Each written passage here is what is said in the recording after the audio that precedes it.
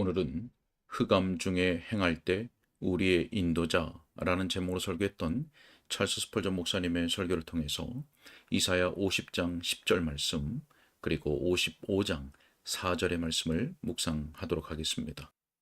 오늘은 이 설교의 첫 번째 요점인 그리스도인들이 경험할 수 있는 어둠이라는 내용에 이어지는 부분을 읽도록 하겠습니다.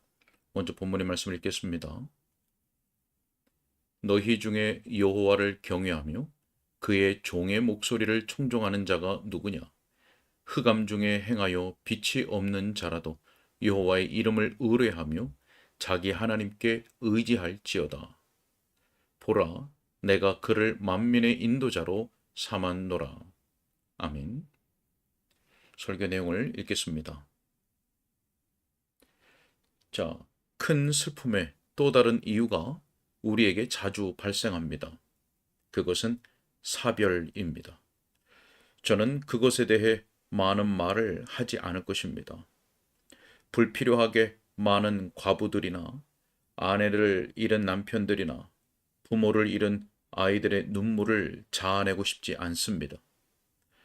슬픔에 잠긴 사람들은 자신의 가장 소중한 존재를 무덤에 뉘었다고 여깁니다. 그들이 아무리 소중하여도 그들은 더 이상 우리와 함께 머물 수 없습니다. 아마도 그들이 너무나 훌륭하기에 그리스도께서 그들을 지상에서 데려가시는 것이 필요했는지 모릅니다. 그리스도께서는 그들을 위해 이렇게 기도하셨습니다. 아버지여, 내게 주신 자도 나 있는 곳에 나와 함께 있게 하시기를 원하옵나이다. 자, 우리는 다른 방식으로 계속 이렇게 기도합니다. 아버지여, 우리가 있는 곳에 저들도 함께 있게 하시기를 원합니다. 우리 주님의 기도가 우리의 기도를 이겼습니다. 그래야만 합니다. 왜냐하면 그들은 우리의 것이기보다는 주님의 것이며 주께서 자기 피로 그들을 사셨기 때문입니다. 우리는 결코 우리 주님과 반대로 기도해서는 안 되며 설령 우리가 그렇게 기도하여도 그분의 기도가 언제나 우선될 것입니다. 그러나 사별은 많은 마리아와 마르다를 매우 슬프고 침울하게 만듭니다. 나사로의 무덤에서 예수님이 우셨습니다. 이곳에서도 우리는 주님께서 우리와 매우 가까우신 것을 압니다. 만약 우리가 우시는 주님을 알기 원한다면 우리 자신이 울어야 한다고 믿습니다. 대부분의 경우에서 우리는 주님이 우리 자신과 마찬가지시라고 이해합니다. 우리가 순례자들이라면 그분은 아브라함에게 그러하셨듯이 우리에게 여행자로서 다가오십니다. 만약 우리가 야곱처럼 씨름하고 있다면 그분은 우리와 더불어 씨름하기 위해 오십니다. 우리가 고난 중에 있다면 그분은 타는 떨기나무에서 모세를 만나셨듯이 우리를 만나 주십니다. 우리가 여호수아처럼 군사라면 그분은 여호와의 군대 장관으로서 우리를 만나십니다. 만약 사드락과 메삭과 아벤드고가 풀무 속에 있다면 그 하나님의 아들이 네 번째 인물로서 불 속에 함께 하실 것입니다. 그분이 우리처럼 되신다면 우리도 그분처럼 될 수 있습니다.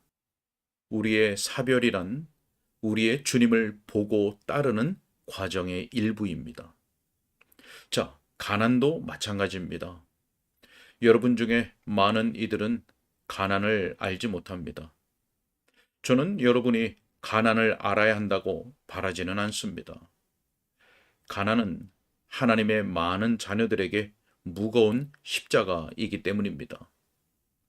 그것은 그들이 주님의 대의를 위해 나서고자 할 때 그들을 방해하고 그분을 위한 일에서 그들을 곤란하게 합니다. 아마도 가난의 현실은 사람들이 생각하는 것과는 다를 것입니다. 가난이 몸을 고단하게 하는 수고와 긴 노동 시간과 몸과 정신을 유지하기에는 불충분한 빵의 문제와 결합될 때 그것은 정녕 무거운 짐입니다. 혹독한 가난이 하나님의 많은 자녀들 위에 마치 구름처럼 들이우고 있습니다.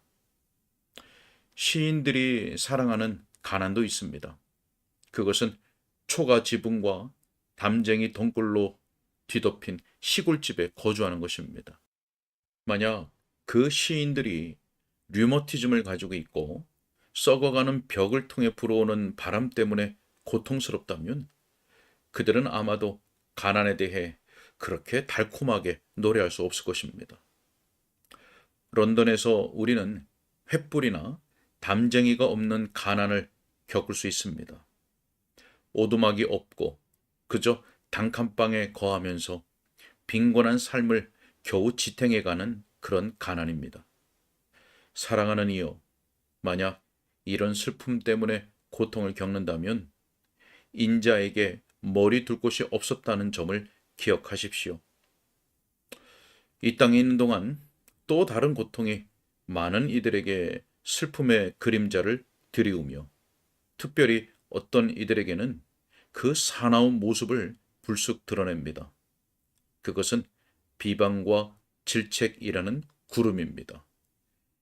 비록 여러분이 의복을 더럽히지 않고 보존하며 오직 하나님의 영광 외에 아무것도 추구하지 않는다 해도 여러분의 모든 행동이 그릇된 모습으로 비춰지고 여러분의 말은 곡해되며 여러분 자신이 매도되는 것을 볼 수 있습니다.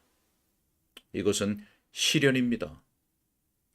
비방은 장미꽃 화단이 아니며 전혀 바라던 시련이 아닙니다. 하지만 그때 예수님을 보기가 얼마나 쉬우며 또 그분을 따르는 것이 얼마나 달콤한지요. 이사야 53장 3절에서 말씀합니다. 그는 멸시를 받아 사람들에게 버림받았습니다. 만약 사람들이 주님을 바알세불이라고 불렀다면 우리를 위해서도 충분히 나쁜 다른 이름을 남겨놓지 않았을까요? 우리는 우리 주님보다 더 낮은 이름을 가지기를 겸손하게 바랄 수 있습니다. 어느 위대한 성도가 통상적으로 십자가에 못 박히는 것이 그에게 너무나 큰 영예라고 여겨서 머리를 아래쪽으로 하고 십자가에 못 박히도록 요청한 것과 같은 동기로 그렇게 할 수 있습니다. 여러분은 바알세불보다 나쁜 무언가로 호칭되는 것에 만족하지 않겠습니까? 여러분의 인도자 뒤를 따르는 길이라면 여러분은 포도주를 즐기는 자라든가 미친 자라는 호칭을 기쁘게 받아들일 수 없겠습니까? 자, 또한 버림을 당했을 때에 슬픔이 그리스도인들에게 찾아올 수 있습니다. 저는 가룟 유다에게 아들과 딸들이 있었는지 모르겠지만 그 멸망의 자식을 닮은 가족으로 보이는 몇 사람을 본 적이 있습니다. 요한복음 13장 18절에 내 떡을 먹는 자가 내게 발꿈치를 들었다고 하는 이 말씀은 종종 반복되는 문장입니다. 시편 55편 12절로 14절에 나를 책망하는 자는 원수가 아니라 원수일진데 내가 참았으리라. 그는 곧 너로다. 나의 동료, 나의 친구요, 나의 가까운 친우로다. 우리가 같이 재미있게 의논하며 무리와 함께하여 하나님의 집 안에서 다녔도다. 자, 이 역시 자주 들려지는 이야기입니다. 하지만 배은 망덕, 변덕, 배반 때문에 너무 많이 괴로워하지 마십시오. 예레미야 17장 5절에 무릇 사람을 믿은 사람은 저주를 받을 것이라 라고 성경에 기록되지 않았습니까? 모든 사람이 거짓말쟁이입니다. 피할 수 없는 일을 겪은 것에 대해 만족할 수 없겠습니까? 주님에게도 유다가 있었습니다. 당신에게는 당신의 유다가 없겠습니까? 마태복음 26장 56절에 이에 제자들이 다 예수를 버리고 도망하니라 라고 말씀합니다. 주님께 충실하기를 바라면 그 이유 때문에 더욱더 당신은 그런 일을 겪을 수 있습니다. 자, 최악의 먹구름은 제가 생각하기에 하나님의 얼굴빛을 잃어버린 것에 수반되는 영혼의 깊은 침체입니다. 질병, 가난, 비방, 그 어떤 것도 이 우울함과는 비교가 되지 않습니다. 잠언 18장 14절 말씀에 사람의 심령은 그의 병을 능히 이기려니와 심령이 상하면 그것을 누가 일으키겠느냐라고 말씀합니다. 무거운 중압감이 무엇을 의미하는지 당신은 압니까? 저는 당신이 그것에 대해서는 매우 조금만 경험하기를 바랍니다. 하지만 당신이 그것을 경험한다면 이렇게 말씀하셨던 분을 기억하십시오. 나의 하나님, 어찌하여 나를 버리셨나이까? 그 말씀이 한때 낙심 중에 죽어가는 하나님의 한 자녀에게 큰 위로가 되었습니다. 비록 크게 은혜를 받은 사람이지만 그는 어둠 속에 있었습니다. 그는 자기 하나님을 찾을 수 없었고 자신이 곧 숨져 영원의 세계 속으로 떠날 것을 알았습니다. 저는 천부께서 자기 자녀들을 자주 어둠의 침상에 두신다고 생각하지는 않습니다. 하지만 그분이 그렇게 하신다면 그분은 아침의 밝은 빛 속에서 그들을 깨우실 것입니다. 이 하나님의 사람은 자기를 방문한 목사에게 이렇게 말했습니다. 목사님, 제가 오랜 세월 그리스도를 믿어왔고 그분의 뜻을 섬겨왔지만 이제 그분을 잃어버리고 말았습니다. 하나님께 버림을 받았다고 느끼면서 죽는 사람은 어떻게 될까요? 자, 그 지혜로운 목사가 그에게 대답했습니다. 죽음 직전에 나의 하나님, 어찌하여 나를 버리셨나이까? 라고 외치셨던 분이 어떻게 되었습니까? 그분은 지금 이 영광의 높은 보좌에 계시지 않습니까? 자, 그 순간 그 아픈 사람의 정신이 번쩍 들었습니다. 그는 주 예수님께서 그 암울한 문장 다음에 하신 말씀을 반복하여 말하기 시작했습니다. 아버지, 내 영혼을 아버지 손에 부탁하나이다. 자, 그리고 그는 평안히 숨졌습니다. 그렇습니다. 하나님은 자기 백성을 어둠 속에 두실 때에도 그들을 자기 우편 빛 가운데 두실 때와 마찬가지로 사랑하십니다. 하나님의 사랑을 그분의 섭리의 현상을 기준으로 판단하지 마십시오. 오직 독생자를 선물로 주신 그 기준으로 판단하십시오. 예수님만이 하나님 우리 아버지의 측량할 수 없는 사랑을 측정할 수 있는 유일한 기준입니다. 하나님의 자녀가 수년간 낙심 속에 처할 수도 있습니다.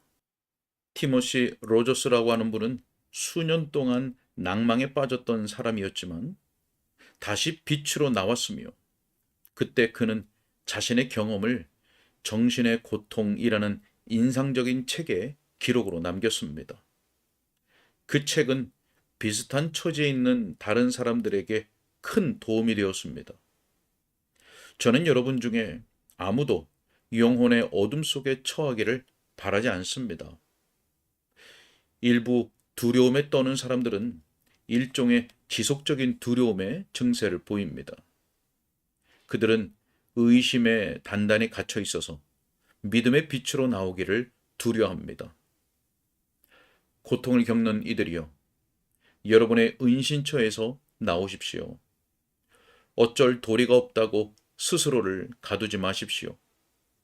하지만 비록 당신이 우울증에 오래 빠져 있었고 그리고 그 우울증이 낙심으로 이어지고 그 낙심이 절망감과 결합되어도 여전히 하나님을 믿으십시오. 욥처럼 이렇게 말하십시오. 그가 나를 죽이실지라도 나는 그를 신뢰하리라.